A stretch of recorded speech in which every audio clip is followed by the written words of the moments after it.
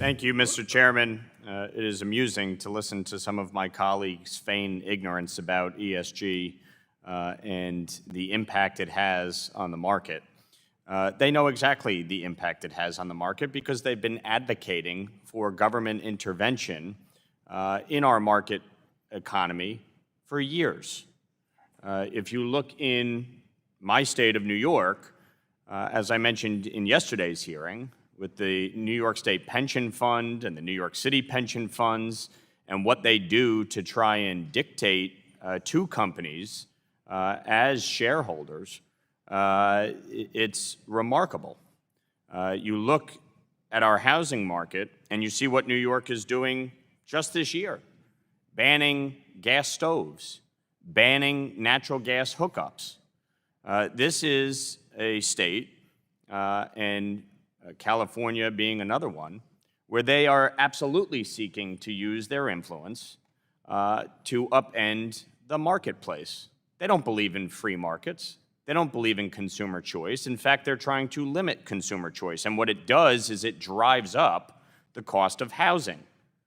So at the very time they talk about the need for affordable housing, when you limit choice within energy, you drive up the cost. The average homeowner would have to pay about $30,000 to $35,000 to convert their home from gas to electric. That restricts. That causes a more difficult challenge. I'm not asking a question. That causes a more difficult challenge for someone to purchase a home. So if we want to actually address the challenge of affordability, if we want to reduce cost, then we need to actually allow the marketplace to work. In New York, 60% of New Yorkers rely on natural gas. 70% of electricity is generated by natural gas. So if we're going to increase the need for electricity by converting everyone from gas to electric, how are we actually going to create that needed electricity?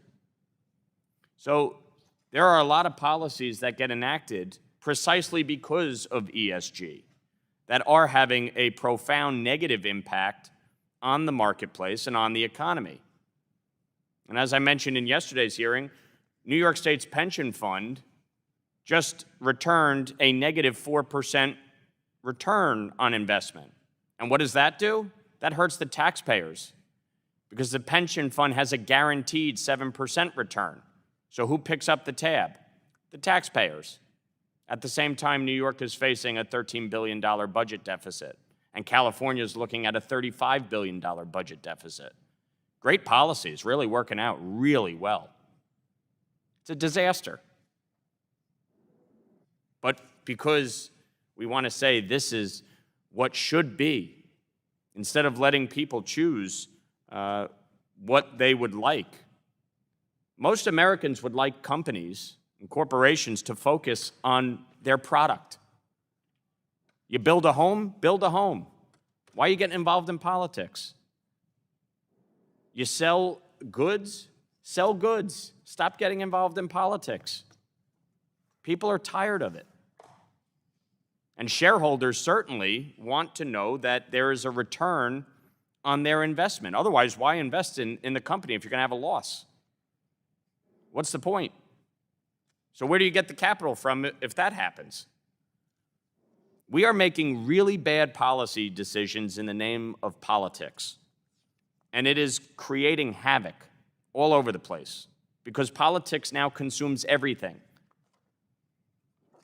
Leave the politics for the committee rooms, for the chamber, and let businesses do what they are set up and intended to do. We see it every day how this is impacting. So yes, ESG does have a profound impact on our economy. Yes, it does have a profound impact on our housing and insurance markets. And yes, we should be environmentally conscious. And yes, we should be making decisions to reduce carbon emissions. But we also need to make decisions that allow for the economy to grow and that create a situation where we have clean, cheap, reliable energy policies and that positively impact the marketplace. And with that, I yield back.